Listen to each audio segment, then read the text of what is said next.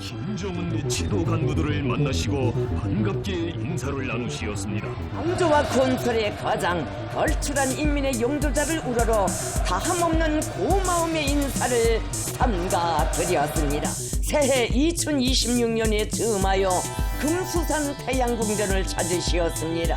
김정은 동지께서는 지도 간부들과 함께 기념관 몰림 조성 계획에 따라 진행되는 식수에 첫 삽을 뜨셨습니다.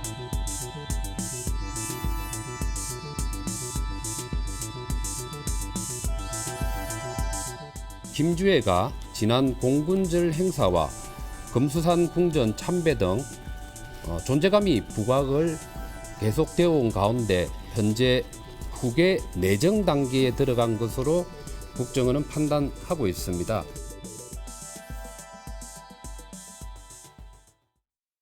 네 분과의 북한과 정치권 상황 짚어보겠습니다. 김종욱 전 민주연구원 부원장, 김지호 더불어민주당 대변인, 최수영 평론가, 윤기찬 국민의힘 법률위 부위원장 나오셨습니다. 어서 오십시오. 예. 김정은의 딸이죠. 주에 관련해서 어제 국정원이 보고한 내용을 보면은 후계 내정 단계에 들어간 것 같다라고 얘기를 했어요. 그러면 사실상 내정 단계라고 하면은 어느 시점이나 어떤 과정을 거쳐가지고 결국에는 후보자로 가고 있다고 지금 국정원은 보고 있는 거 아닙니까? 네, 이제 국정원은 김주애로 후계자가 내부에서 결정이 됐다라고 보는 것 같고, 예.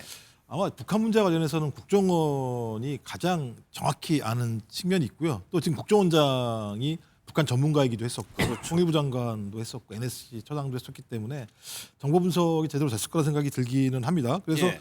말씀하셨던 것처럼 거의 한 3, 4년 동안 계속 김주애를 노출시키는 이유가 뭘까? 예. 이런 부분들 같은 경우는 북한 사회에 각인하는 효과가 굉장히 큰 측면이 있기 때문에 장기간 노출이라고 얘기하는 것은 내부적으로 그 정도의 공감대가 있어야 가능한 측면이 있는 거죠. 예. 왜냐하면 왜 내보내지에 대해서 공감대가 없으면 김주애에 대한 이미지가 안 만들어지는 측면이 있는 것이고요. 또 계속 지금까지 나왔던 부분과 관련해서는 다른 아들들도 있다는 얘기가 있는데 네. 왜 아들 얘기는 안 나오지? 이런 부분과 관련해서 김주애가 아닌 다른 자식들 같은 경우는 이 공개적인 석상에서 저런 만한 역할을 할 수 있을 만큼의 능력에 대해서 확인이 좀 안 된 거 아닌가? 이런 생각도 있는 것 같고요. 예. 이제 마지막으로는 유고시 같은 경우 예를 들면 별도의 상황이 벌어지는 부분과 관련해서 예. 근데 빨리 빨아서? 내정이 있는 측면이 있는 건데 집안 자체가 소위 신궁정색 이런 것 같은 유전적인 예를 들면 병들이 있어 왔었어요. 예. 뭐 김일성, 김정일 다 신궁정색으로 죽었기 때문에 그런 것들 우리 대비하는 게 아닌가 이게 생각이 들긴 하는데 최대의 문제는 북한 사회가 이 군사국가와 그러니까 남성 중심의 가부장적인 군사국가 모습을 띠고 있는 상황인데 예. 여성이 저런 리더십으로 올라가는 과정 자체가 쉽겠는가라고 하는 측면 예. 그리고 군부가 이거 쉽게 용인할 것인가에 대한 부분 이런 부분들은 좀 저희가 앞으로 지켜봐야 될 중요한 대목이 아닐까 생각이 들긴 예. 합니다. 김종욱 부원장께서 이 전공을 이쪽 승계로 하셨다고 그러네요. 예, 저 석사 후계? 학위 논문을 이제 김정일 후계 그럼 리더십. 그때하고 가장 큰 차이가 뭡니까? 빠르고 여설이라는 거 말고.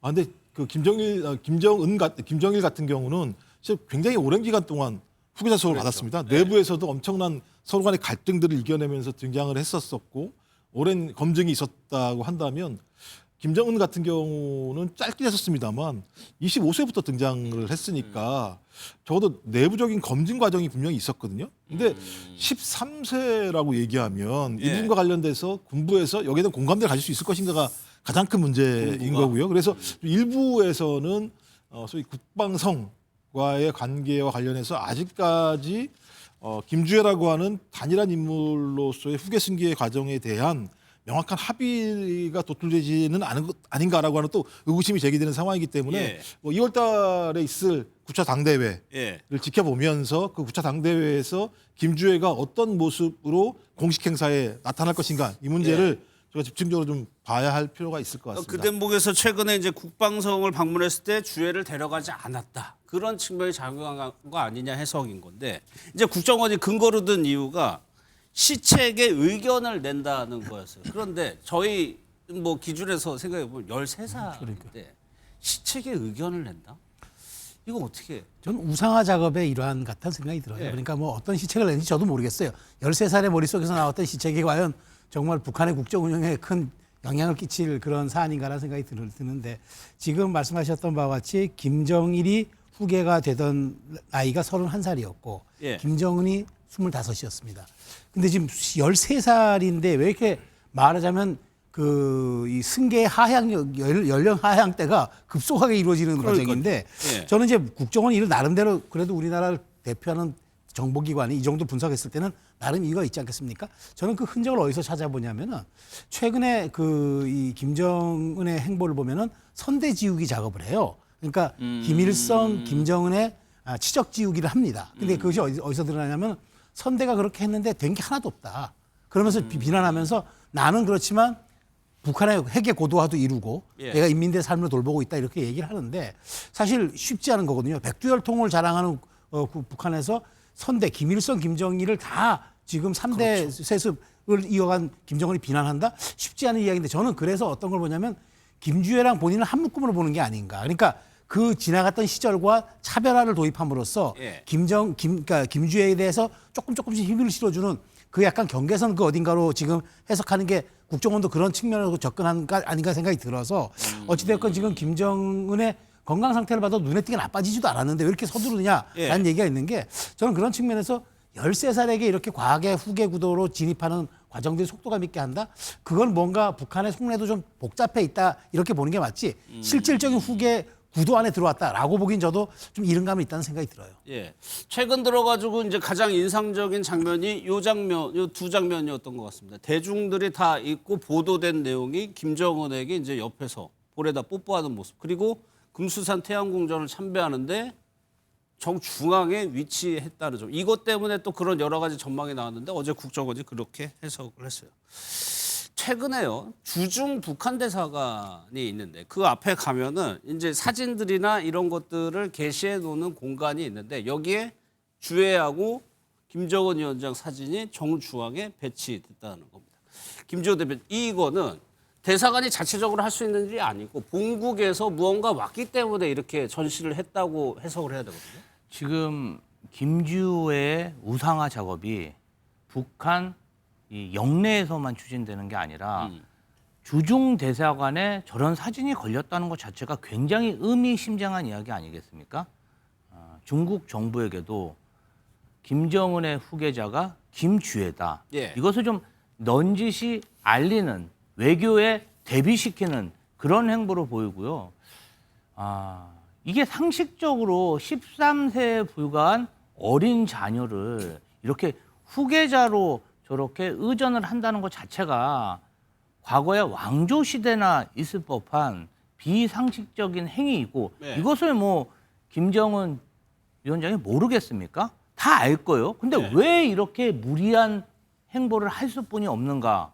뭐 건강상의 문제가 없고 뭐 권력 기반에 이상이 없다고 하지만 저렇게 빨리 후계자를 세워야 되는 데는 분명한 이유가 있다고 생각하고요. 네. 어찌 됐든 김정은 위원장의 마음이 뭔가 좀 급하지 않나 네. 이런 생각이 들고 있습니다. 그 분명한 이유는 그냥 뭔지는 모르고 그냥 하신 일단은 거죠.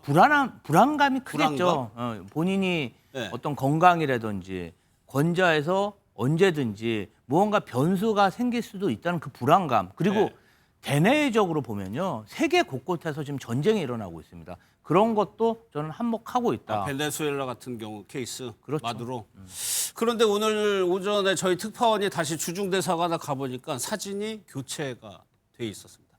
김정은 위원장으로 다시 사진이 교체가 돼 있었는데 이게 그 윤재부 이걸 뭐 추정해 보면 그 사이에 이제 한국에서 대대적으로 보도가 돼서 다시 뭐 이어져 여러 가지 보도가 나왔어요. 그런 다음에 옮겨졌다. 그럼 뭔가 좀 의식하고 있는 거 아니냐고 해서. 그러니까 저는 이제 북한이 사실은 이제 그 북한 국민들의 의사가 그 아래로부터 위로 반영돼 가지고 지도 체제가 만들어지거나 거기 힘을 주는 체제는 아니잖아요. 네. 그러니까 처음에 김일성이 이제 어떤 그 나라를 통치할 때는 북한을 통치할 때는 이제 항일 운동을 했고 그다음 북한을 세웠다라는 이 정통성이 있었죠. 그걸로 인해서 이제 통치력이 나왔던 것인데 그 뒤에 김정일부터는 이제 주체 사상이라는 거 갖고 나온 거예요. 그런 그 어떤 뭐 정통성 갖고는 안 되니까 주체 사상이라는 거 갖고 했는데 그것도 안 됐어요. 그러니까 김정은 이후에는 이제 성군 정치라 해서 어쨌든 힘으로 정치를 하기 시작했고 그다음에 미국이나 대한민국이 마치 침입할 것처럼 해가지고 그런 불안감을 조성해서 했고 예. 그리고 경제 5개년 계획 이런 것들을 통해서 한번 기대를 심어줬죠. 근데 안 되니까 이제 이 모든 것들이 우리 선대 탓이다라고 일단 책임을 돌려놓고 본인은 김주애를 내세웠는데 그 당 규약 개정 내용에 보면 총 비서가 이제 김정은이고 제1비서를 비워놨단 말이에요. 그 제1비서의 역할이 총 비서의 대리로 해놨어요. 그렇다면 언제든지 저는 김 교수님이 그 의견에 동의하는 게 언제든지 유고시에 김주애가 대리할 수 있는 체제를 만들어놔서 사실 김정은 혼자 북한을 통치하는 건 아니고 그렇죠. 군부하고 같이 한다고 네, 저는 보기 네. 때문에 그런 일련의 지배층에 대한 어떻게 보면 지배층을 안정을 공고히 하는 차원에서 서두르는 것 같고 근데 저게 이제 서두른다 그러면 중국하고의 그 관계에서도 인정받아야 되는 부분도 없잖아 있는 것이고 해서 예. 그런 작업 중인 것으로 보여지기 때문에 저는 개인적으로 저 부분은 일단 내정은 된 것 같은데 그 내정이 공고히 되거나 대외적으로 특히 대중국 관계에서 인정받는 데까지는 좀 시간이 걸린다. 그 아마 그런 현상의 일종이 아닐까라는 개인적으로 그렇게 생각합니다.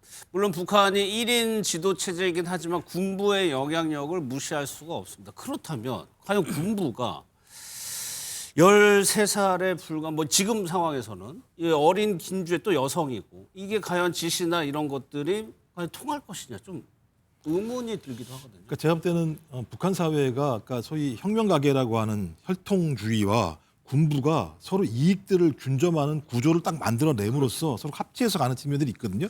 그래서 지금 같은 경우는 북한이 핵 능력 고도화라고 하는 측면과 관련해서 핵 능력을 가지고 있는 군부 사람들이 가장 중요한 어떤 요직으로 지금 앉아 있는 상황이고, 그다음에 김주애 같은 경우는 뭐 컴퓨터 천재니 뭐 이런 식의 예를 들면 우상화 작업을 하는 측면이 있어요. 그러니까 선진 기술 같은 거겠죠. 그러니까 그런 식을 통해서 김주애라고 하는 어떤 새로운 이미지가 실질적으로는 김주애 개인의 이익을 대변하는 게 아니라 예. 군부의 이익을 대변하는 형식을 통해서 서로 타협 아니면 균형을 맞추는 형태의 리더십을 만들어 왔던 것이 저는 김정일부터 김정은까지 지금까지 오는 과정이거든요.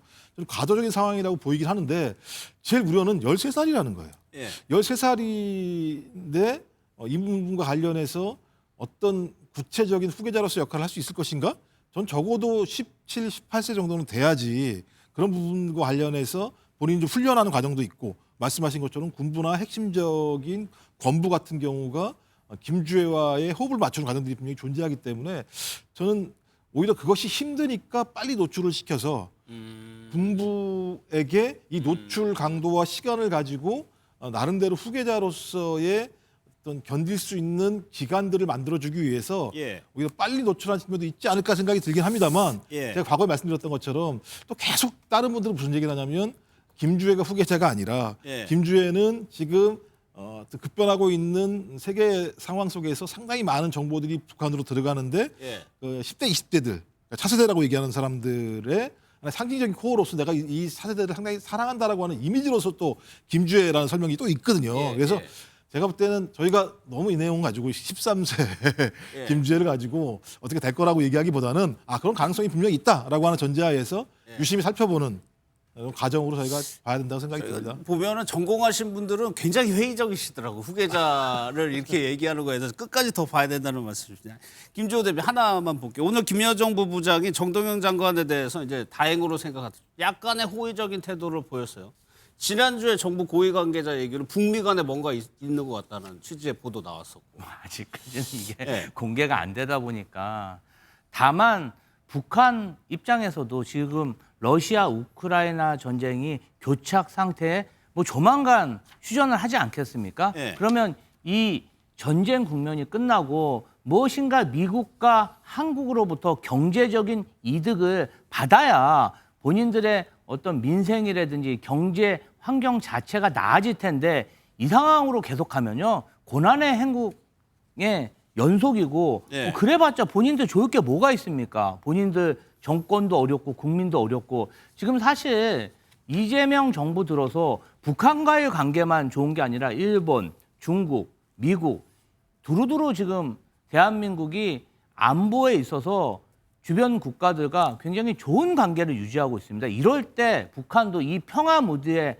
편승해서 네. 뭔가 주도권을 가지고 제재를 풀 수 있다면 그런 희망을 갖게 된다면 북한으로서도 지난 하노이 노딜의 그런 악몽에 벗어나서 일정 부분 경제적 베니핏을 얻고 싶은 게 인지상정 아니겠습니까?